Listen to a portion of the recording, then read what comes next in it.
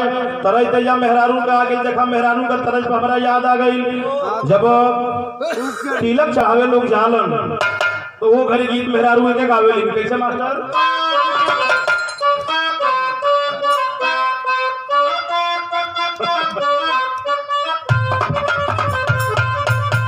तुम ना बल्कि बजा देला ना कहता फूक फूक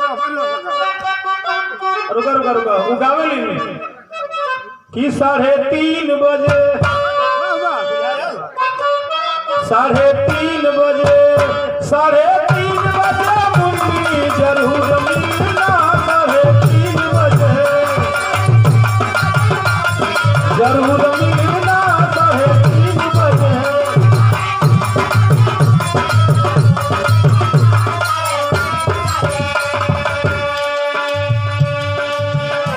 नाना प्रकार के गीत गहन वही में कुछ दूसर बोल कई को बोल रहेला छोट बड़ माझिल ऊंच नीच बहुत लोग गावला में रहेला तो दूसर की बोल वही में गाई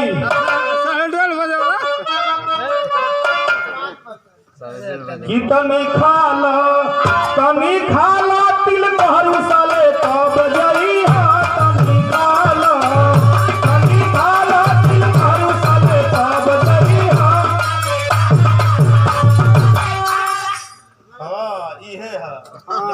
ए भैया वही में अब मान लो जाए तिलक पर गीत गवाला लेकिन जब बियाह बैठेला तो वही में लोग गावे लेकिन जो नया नया कुंवार लड़की रहे कुंवार मने जेकर बियाह ना भेल पूछा तो कि कुंवार बनते ना उ गई हम की जरा टारच दिखाओ मैं डाल देखूंगी जरा टारच वही में नौकी गोल रहे वही में पुरनकियो गोल रहे एगो मेहरारू में उनका दांत टूट गई है कहते कि तारे बुटिया ता खाली तोहने थे दैबू था हम ना दाई तो ऊ दावत है कि दरा तारत अरे दरा तारत दी था वो मैं तार देखू दी दरा तारत मेहरुआ गावत है नाना प्रकार के हंसी के गीत होत बा जब जल पूजाई के गीत होखे लागेला तो मेहरारू बदल के गई है कैसा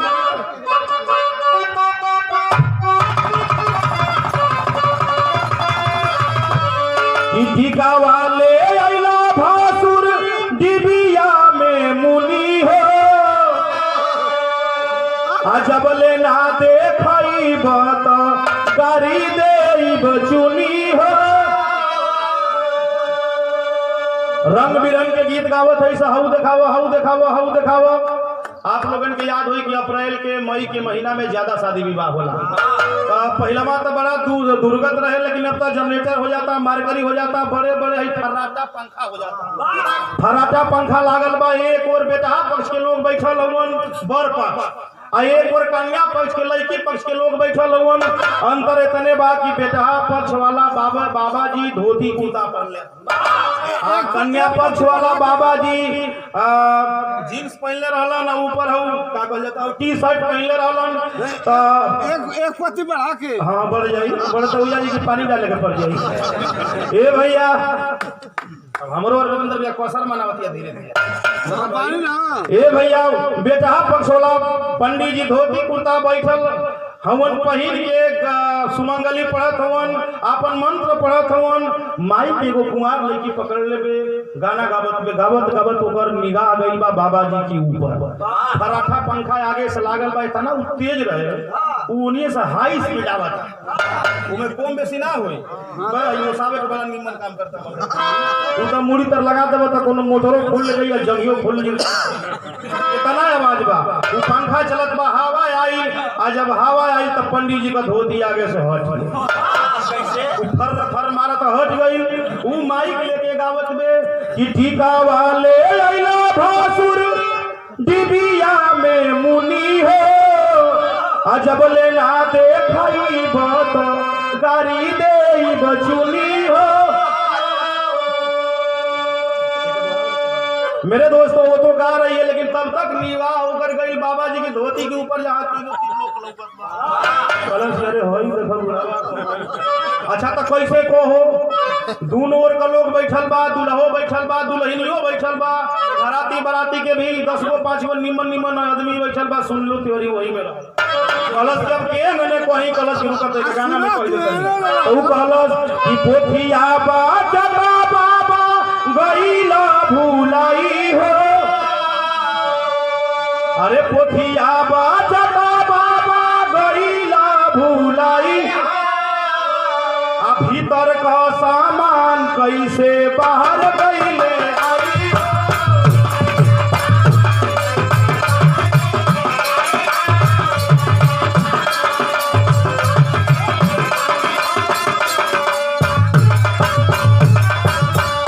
अब पंडित जी सुनत हो कि भाई कौन गाड़ी गावत है, ई कौन गाना गावत है।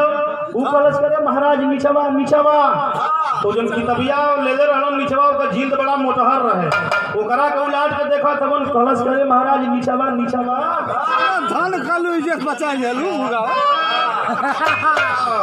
कलश के अच्छा अच्छा अच्छा पंडित जी कहला कि बाहर बुझिया बा बड़ा निम्न तू काम कर देली हमारी इज्जत बचा लेली चल तोरा के हम आशीर्वाद दे देत हई। तो पंडित जी कैसन आशीर्वाद देत हवन कि धनी बारू बाची लिहलू इज्जत बचाई हो। अरे धनी बारू बेटी लिहलू इज्जत बचाई हो। आ जहाँ जईबू तहाँ ऐसे लमहर भेटाई हो, लमहर भेटाई हो।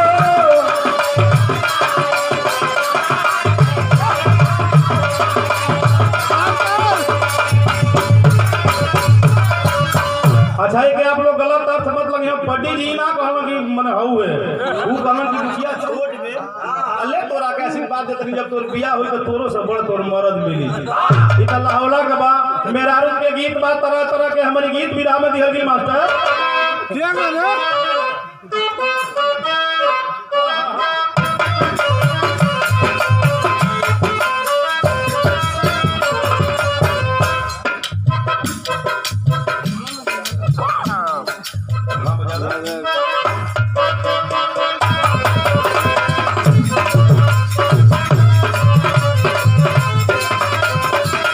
हमके लगा था एक रीड कम बा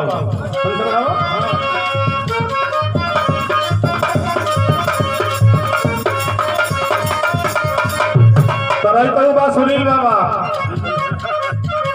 गिरू न झुन खोल ना हो केवरिया हम भी देसवा जइबो न झुन खोल ना हो केवरिया हम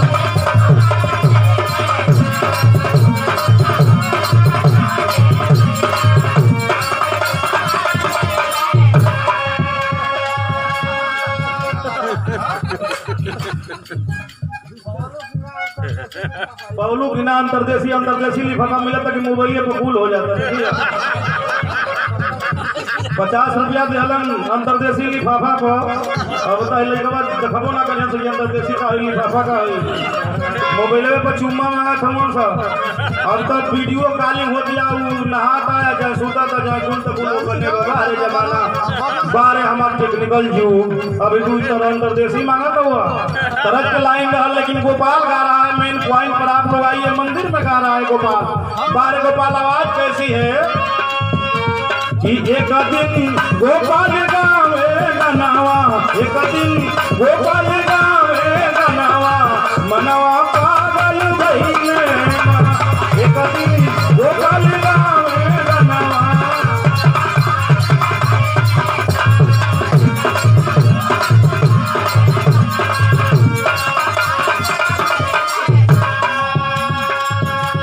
रोज गाता था लेकिन गीत अलग होती थी लेकिन आज देखिए क्या हो रहा है कृष्ण के मंदिर में एक चमत्कार हो गया जहाँ बैजू बावरा बैठा हुआ है मंदिर में बहुत श्रद्धालु लोग झूम रहे हैं ताली बजा रहे हैं गोपाल गा रहा है तब तक एक चमत्कार हो गया सुनने वाले लोग जबकि बाजल तार सितार झूमे लगले मदन मुरार झूमे लगले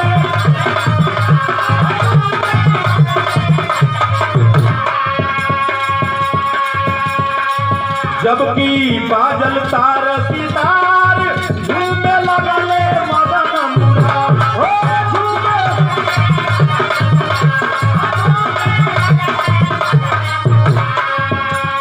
इतना सुंदर गाया कि जो कृष्ण भगवान की मूर्तियां लगी हुई थी उछलने लगी, कूदने लगी।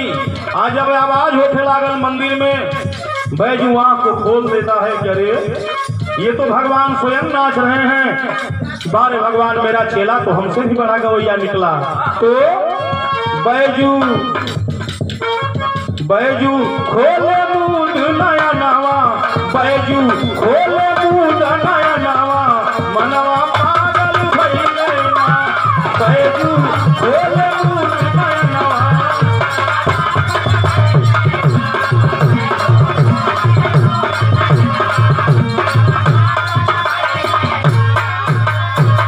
चारों तरफ हल्ला हो गया। एक 14-15 साल का नौजवान लड़का है, वो तो इतना सुंदर गा रहा है कि कृष्ण भगवान की मूर्तियां नाच रही हैं। एक दिन भीड़ लगी हुई है, तब तक एक आदमी पहुंचता है। कौन आदमी? एक दिन परभंजन सिंह आइले, घूमत मंदिर पर चली गई।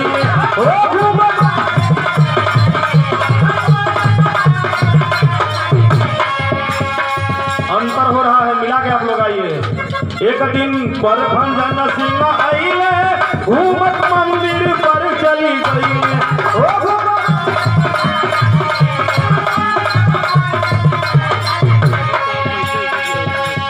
राजस्थान का सेनापति परभंजन सिंह आता है उत्तर प्रदेश की धरती पर। सोचा कि आया हूं तो क्यों न कृष्ण भगवान के दर्शन कर लूं। आज जब पहुंचल तो देखलस कि मंदिर के बाहर भीतर बड़ा भीड़ लागल बा। उतर के अंदर गई तो 14-15 साल के उ लड़का गावत रहल। तो सुन के मन में नहीं चयनावा, सुन के मन में नहीं चयनावा, मनवा पागल।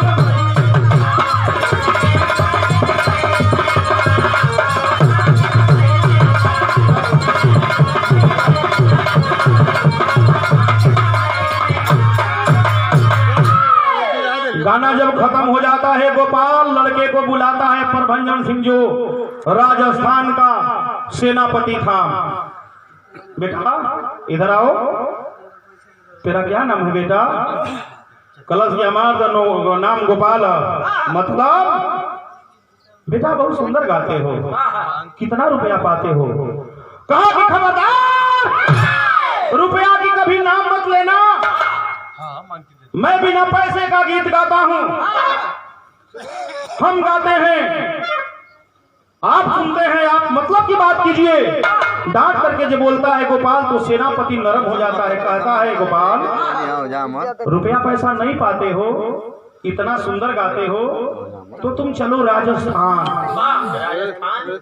राजस्थान हमारे राजा हैं जोधा के पास चलो, और हमारे राजा संगीत के बहुत बड़े प्रेमी हैं। चलोगे, नौकरी तुम्हारी लग जाएगी, रहने के लिए तुमको घर भी जाएंगे, बंगले भी जाएंगे, चलने के लिए तुमको हाथी मिलेगा, घोड़ा मिलेगा, पालकी मिलेगी, बड़ा रुपया पैसा मिली। आज 15 साल के बाड़ा कहियो 25 साल को हिबा तोहार बियाह होई, तोहार मेहरारू आई, तोहार लोग लड़का होई हन, खैला भी मर्जी हन। चलो, गोपाल को बात झंझ गई।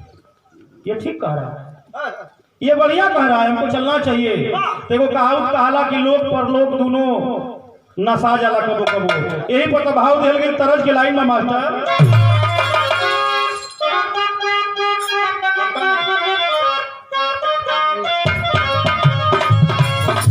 घरलिया के गांव से कैसे आप लोगों के सुने के मिलल हुई। बिहार की सुप्रसिद्ध गायिका शारदा सिन्हा के आवाज में आप लोग सुने होंगे। गाना गौला गाती मर्द उनके छोड़ दिया, तुम गाना गाती हो, हम तुमको रखेंगे नहीं। वही इस गीत को गाई थी शारदा सिन्हा जी के आवाज में, आप सुने होंगे। कबो कबो पटना दूरदर्शन से देखे के भी मिले और रेडियो से सुने के भी मिले। वो गौले वाली आहिर ले जाला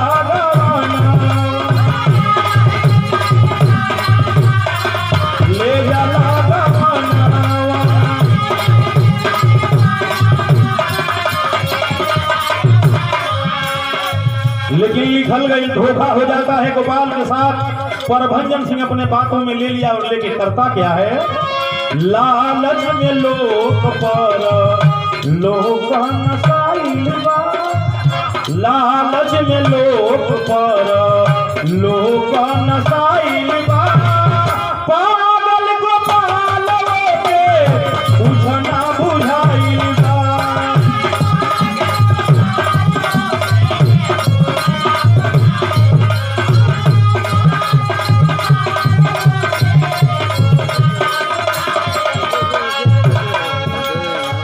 लालच में फंसा लेता है, अपने घोड़े पर बैठाया। गुरुजी हर आंख मुदले हमन की हमार चेला गोपाल बड़ा निमन गाना गावत बा, घोड़े पर बैठाया लेकर के चल देता है। और जब चला तो हुआ क्या, लालच में फंसा लिया पापी बेईमाना, ले के पहुंचा जहां जोधपुर राजनावा, लेकर के चला जाता है राजस्थान राजा के पास और कहता है कि राजा, एक ऐसे बहादुर कलाकार को मैं आपके सामने लेकर के आया हूं कि दुनिया में हमें विश्वास हो रहा है कि इस लड़के से बड़ा कोई कलाकार हो ही नहीं सकता है। राजा ने कहा कि हम ऐसे मानने वाले नहीं है, थोड़ा हमारे सामने गवा दो। देखी चाका चौधयब जब प्रवेश करता है अंदर, गोपाल को लेकर के जगह जगह मारकरी लगल बा, जगह जगह हवा दासी लोग चलावत है, लोग बड़े बड़े सोफा पर बैठा है। राजा जब देखता है तो चकाचौंध हो जाता है। तो कवि जी लिखलन, देखी चाका चौधयब गो पालहर बराइल बा, देखी चाका चौधयब गो पालहर बराइल बा, पागल गोपाल के कुछ ना बुझाइल बा, पागल गोपाल के।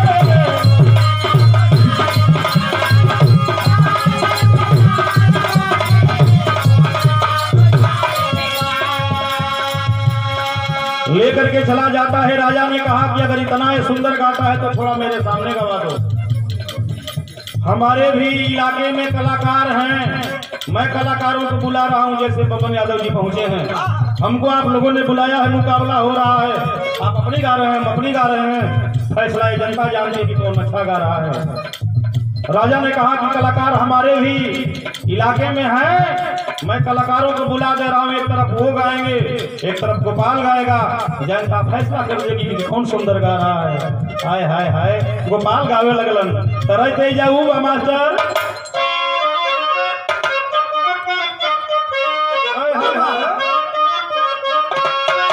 अरे यही ठैया झुलनी हो,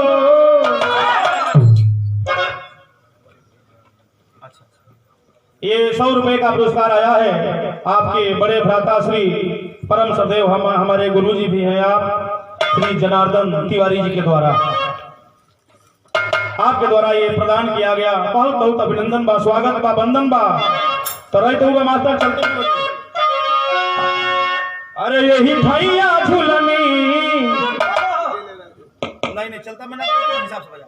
अरे यही भैया झुलनी हेरा गई ले राजा जी,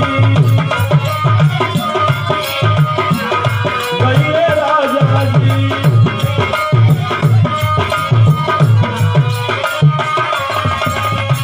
एक तरफ राजस्थान के कलाकार गा रहे हैं, जब गोपाल की नंबर आया तो एक चमत्कार हो गया। बाजल बा गोपाल के सी तार झनकार के,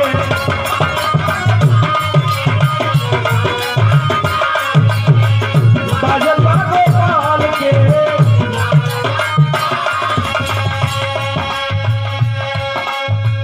रुकले पवन देव, रुकले बदरिया, रुकले बदरिया।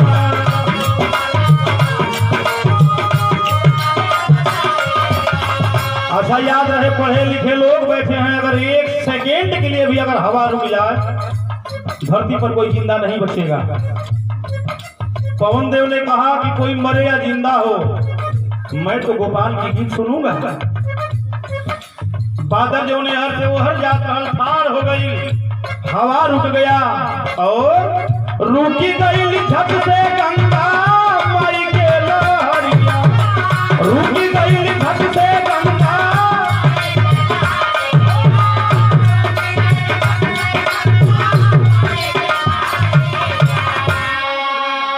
इतना सुंदर गाया कि उठ करके राजा जी उसको माला पहना दिए और कहे कि ये प्रभंजन सिंह सेनापति, वाकई गुदड़ी में लाल छिपा होता है। अरे बेटा तुम्हारा नाम क्या है? कहा कि मेरा नाम गोपाल है। तुम इतना सुंदर गा रहे हो, तेरे गुरु का क्या नाम है? कहा क्या राजन, नाम मत लीजिएगा, मेरा कोई गुरु नहीं है। कहो कि केहू तो हर गुरु है ना। अरे हम मान ही नहीं सकते। गोपाल ने कहा कि नहीं, मेरा कोई गुरु नहीं है, मैं स्वयं लिखता हूँ, स्वयं गाता हूँ। राजा ने कहा कि हम माने को तैयार नहीं थे। ये धरती पर जे गवले बा सब कर गुरु बा। गुरु होते हैं, चाहे वो पहलवान हो, चाहे वो डांस वाले हो, या क्रिकेट के खिलाड़ी हो, या बिरहा के गायक हो, या फिल्म के हीरो हो, सबका कोई ना कोई गुरु है। तुम्हारा भी कोई गुरु होगा। गोपाल ने कहा कि हम रखबत राखा न रखबत, लेकिन मेरा कोई गुरु नहीं है। इतना प्रेशर बना दिया गोपाल कि राजा ने कहा कि कभी कभी ऐसा भी होता है कि कुदरत आवाज देते हैं किसी को, हो सकता है आपके गुरु ना हो। अच्छा चलो कोई बात नहीं, आप हमारे राज्य में रहिए, अच्छी से अच्छी तनख्वाह देंगे, अच्छा खाना देंगे, राजमहल में आपका वो हदा हम बढ़ा देंगे। एजा के बात नहीं हुआ, सब एजा रहे नहीं, वो एजा चली जहाँ गुरु जी अखिया मुदले हवन। हमार चलवा अभी गावता, चलवा नहीं आके मौज, चलवा के मौज काटा था। गुरु जी अखिया मुदले हवन, आज जब अखिया खोलन तो ए भैया रोवत हवन। ए क्यों गोपाल के देखला हो, ए भैया क्यों गोपाल के देखला हो, केहू बताओ। मंदिर से बाहर निकल गए, कोई बता नहीं रहा है। तराई तेजा उबा जौन माता बहिन गावेली, अरे माई कहेली बेटी नियरे बियाह बोहो, भैया कहेलन बड़ी दूर हो।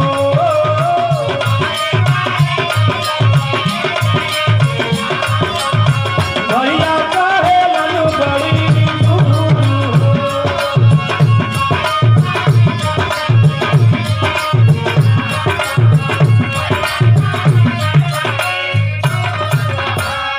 चारों तरफ घूमत होने, भैया केहू गोपाल के देखला, ए भैया केहू बता दे, तू गोपाल के देखला, केहू बतावत नहीं है। लेकिन अरे चेला पियो गावा में भैले बेटला गुरु, चेला पियो गावा में भैले गोपाल, कहाँ गईला चेला तू बीमार हो।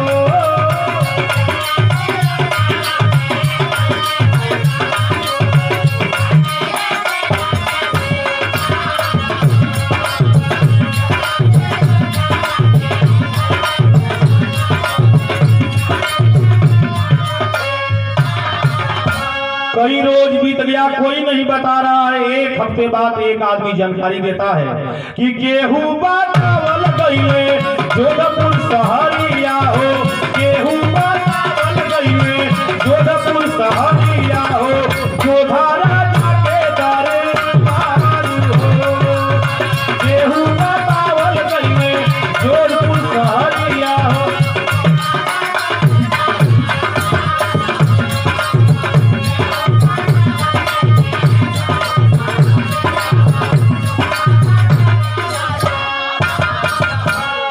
अरे रोवता